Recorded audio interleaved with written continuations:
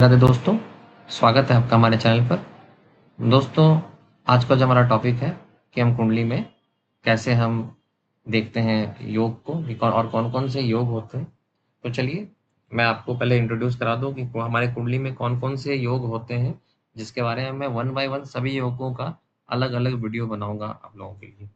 तो सबसे पहले जानते हैं कि योग कौन-कौन से होते हैं। तो राजयोग होते हैं, धन योग होते हैं, गज केसरी योग होते हैं, पंच महापुरुष योग होते हैं, बुध आदित्य योग होते हैं, चंद्र मंगल योग होते हैं।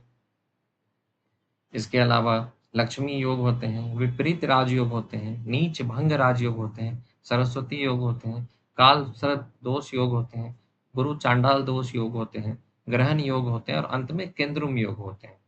तो इन सभी योगों का आपको शॉर्ट में वीडियो मिलेगा।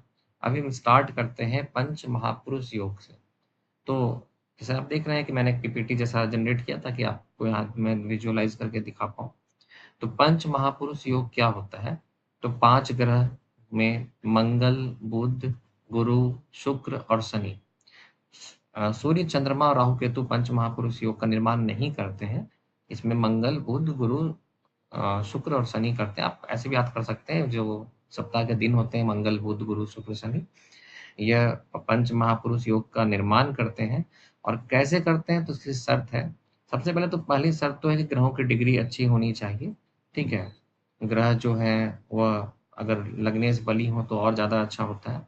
साथ ही शर्त है ग्रह जो है 1, 4, 7, 10 में हो, स्वराशि में हो या उच्च राशि में हो। फॉर एग्ज़ाम्पल कि अगर मैं गुरु की बात करता हूँ, तो गुरु 1, 4, 7, 10 में हो, मतलब कुंडली में लग्न में हो या फिर घर वाले माँ वाले भाव भाव में हो या विवाह वाले भाव में या फिर कर्म वाले या पिता वाले भाव में हो, ठीक है? इसके अलावा उसमें होने के साथ-साथ अगर स्वराशि में हो, अगर धनु और मीन में है, तो गुरु स्वराशि में हुए या अपने उच्च की राशि में मतलब कर्क राशि में अगर है, तो पंच महापुरुष योग का निर्माण कराएँगे। जैसे कि अभी जो गुरु हैं, करंटली जो गुरु का पोज़ीशन है, कर्क राशि में है, ठीक है?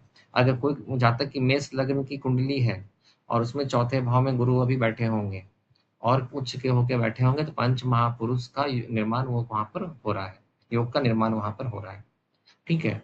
अब आते हैं पंच महापुरुष में कौन-कौन से अंदर में जो सब योग होते हैं, मतलब एक योग के अंदर में भी जो अंदर में कैटेगराइज़ किए रहते हैं, उनके बारे में बताते हैं।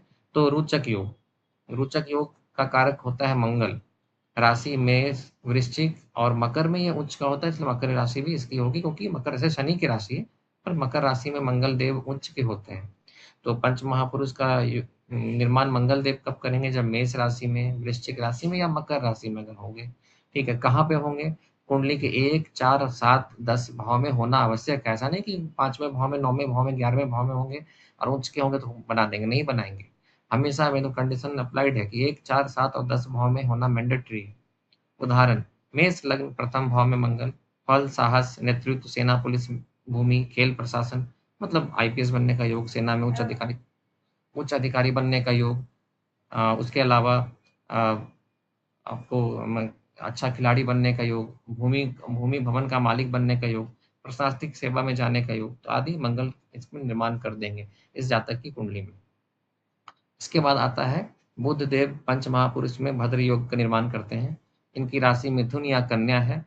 केंद्र में अगर 1, 4, 7, 10 में यह स्थित होते हैं, तो यह मिथुन या कन्या राशि में या फिर अपनी उच्च की राशि में। तो बुध देव उच्च की कौन-सी राशि में उच्च के होते हैं? तो बुध देव कन्या राशि में उच्च के होते हैं, मतलब अपनी खुद की राशि में ये उच्च के होते हैं। तो इनके लिए 2 ही राशि होगी, मिथुन या कन्या। एक तो दोनों इनकी खुद की राशि और कन्या में यह उच्च के होते हैं। केंद्र में अगर स्थित हैं, तो यह पंच महापुरुष योग का निर्माण कराते हैं। इसमें आपकी लेखन शैली, आपकी वाणी, आपकी बुद्धिमत्ता, आपकी बोलने की शैली, आप अच्छे वक्ता बनेंगे, अच्छे स्पीच दे पाएँगे, ठीक है? आप अपनी बोली से लोगों को आकर्षित कर पाएँगे। अपने बोली से लोगों को आप उसमें कोई भी आप प्रोजेक्ट के लिए जा रहे हैं और लोगों को कन्विंस करना है, तो आप कर पाएँगे, ठीक है? और उदाहरण के लिए कन्या लग्न प्रथम भाव में बुध, ठीक है? तो यहाँ पे आप देख सकते हैं। इसके बाद आते हैं गुरु, हंस योग का निर्माण करते हैं। मैंने गुरु का एग्ज़ाम्पल स्टार्टिंग में दिया था। अभी मेष लग्न की कुंडली में गुरु हंस नामक पंच महापुरुष योग का निर्माण कर रहे हैं और इनकी राशि धनु, मीन है। कर्क में ये उच्च के होते हैं इसलिए इनकी भी 3 राशि होगी, कर्क भी होगी। केंद्र में स्थित हैं, उदाहरण कर्क लग्न में प्रथम भाव में गुरु हो जाएगा। मेष लग्न में चौथे भाव में गुरु हो जाएगा और भी जब देख लीजिए किस लग्न में गुरु 1, 4, 7, 10 में जा सकते हैं।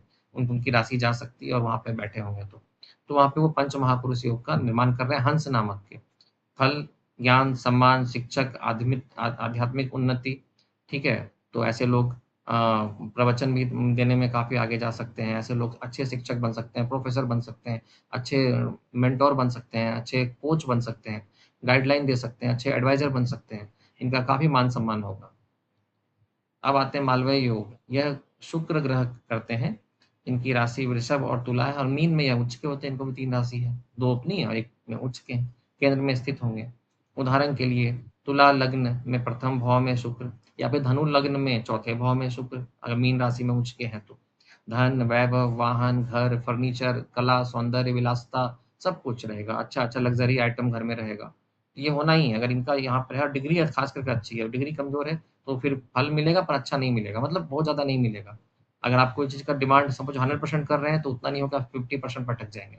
लेकिन अगर डिग्री अच्छी है ग्रह की तो आपको बहुत अच्छा फल मिलेगा। या फिर अगर आप उपचार करते हैं तो आप स्टोन पहनते हैं या फिर कुछ के बीज मंत्र का जाप करके उनको स्ट्रॉन्ग करते हैं, तो फिर अच्छा फल मिलेगा।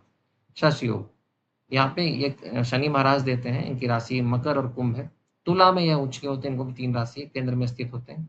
मकर लग्न में प्रथम भाव में शनि, इनका राजनीतिक अनुशासन, नेतृत्व क्षमता, आप जुडिशरी में जा सकते हैं, आप कोल माइन्स में नौकरी कर सकते हैं, अच्छे बहुत बड़े अधिकारी बन सकते हैं माइनिंग फ़ील्ड में आप रिसर्च फ़ील्ड में भी जा सकते हैं, आप म किसी भी मतलब साइंटिफ़िक जो मिनिस्ट्री होती है उसमें आपकी अच्छी जॉब लग सकती है। आप अच्छे बहुत बहुत बड़े पोस्ट पे आप वकील बन सकते हैं, आप जज बन सकते हैं, हाई कोर्ट, सुप्रीम कोर्ट के जज बन सकते हैं, आप डिस्ट्रिक्ट कोर्ट के जज बन सकते हैं, आप कहीं भी आप मतलब जो दंडाधिकारी योग्य जो कार्य है, आप वो कर सकते हैं। तो यहाँ पे भी काफ़ी नेम-फेम मिलता है और डिग्री अच्छी होनी चाहिए। तो ये आपने देखा, पाँचों योग की तुलना आप देख सकते हैं, मंगल रोचक के लिए शक्ति और साहस के कारक हैं, बुध भद्र नामक, गुरु हंस नामक, शुक्र मालवीय नामक और शनि यशस नामक योग का निर्माण करते हैं। योग का फल ग्रह की डिग्री, दृष्टि, नवांश दशा और गोचर पर भी निर्भर करता है। ठीक है, अब ऐसा नहीं कि वो उस समय 4 में है और गोचर कहीं और कर रहा है तो फल थोड़ा होगा। लेकिन अगर गोचर भी सब कंडीशन अप्लाइड हो, गोचर भी सही पे कर रहा है, डिग्री भी अच्छा है, नवांश में स्थिति अच्छी है, तो आपका ये फल अच्छा देगा ही देगा। ठीक है? तो ये था हमारे साइड से एक पाँचों योग में से एक योग के बारे में मैंने बताया आपको। अब कल मैं दूसरे योग के बारे में लाऊँगा। ऐसे कर के हम 7-8 दिन में सारे योग को कंप्लीट करेंगे। योग जानना बहुत ज़रूरी है, क्योंकि आप कुंडली कल को देखना सीखेंगे, कुंडली देखेंगे तो आपको पता ही नहीं चलेगा किसमें कौन-सा योग का निर्माण हो रहा है, ठीक है? किसी-किसी कुंडली में 6, 8, 12 में बहुत सारे ग्रह होते हैं और फिर वो बंदा बहुत आगे निकल गया होता है लाइफ़ में। क्यों? क्योंकि उस कंडीशन में 6, 8, 12 का स्वामी अगर 6, 8, 12 में बैठा है और लग्नेश अगर बली है, तो वहाँ पर विपरीत राजयोग का निर्माण होता है। तो वहाँ वैसे करके आपको सभी योग मैं सिखाऊँगा, सभी बताऊँगा कैसे होता है, ताकि आप जब भी कुंडली किसी की भी देखें, अपनी ही कुंडली को देखें, तो आप समझ पाएँ कि क्या चल रहा है, क्या अच्छा, क्या बुरा होगा।